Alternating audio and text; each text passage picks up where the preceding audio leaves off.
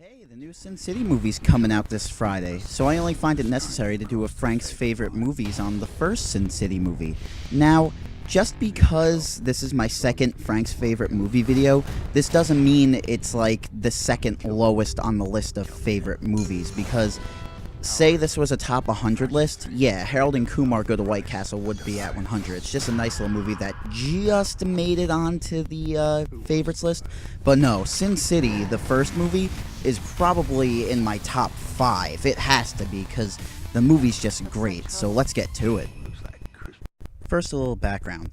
Sin City is based on the comic by Frank Miller, the same guy who wrote The Dark Knight Returns and 300, and it was adapted into a movie in 2005, and it had an all-star cast. Mickey Rourke, Bruce Willis, Benicio del Toro, Michael Clarke Duncan, Rosario Dawson, Clive Owen, Elijah Wood, Jessica Alba, and not only directed by Robert Rodriguez, but the comic creator himself, Frank Miller, and Quentin fucking Tarantino as a guest director. Jesus Christ, this movie is awesome.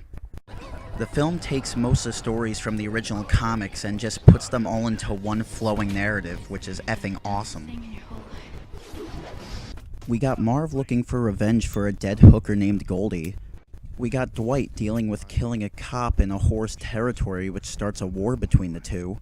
There's also Hartigan, who saves a little girl named Nancy and then goes to jail for years and comes back to see little Nancy, now a stripper, whose life is still in danger. And there's so much more than that, I've barely even scratched the surface. So let's talk about the performances.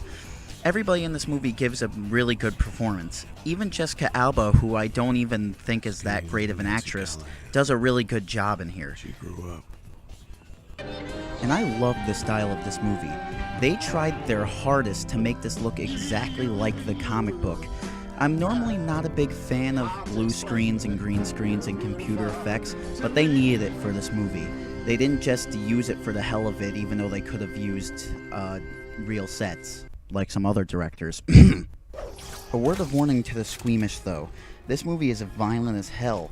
It's just all non-stop action, and yet still leaves room for character development. That's damn impressive. So if you have the chance to see it, do so. It's one of the best comic book adaptations you can get. It's on par with Watchmen. So, that's all I have to say. Can't wait for A Dame to Kill For. I'll review it when it comes out. FTV, sign off.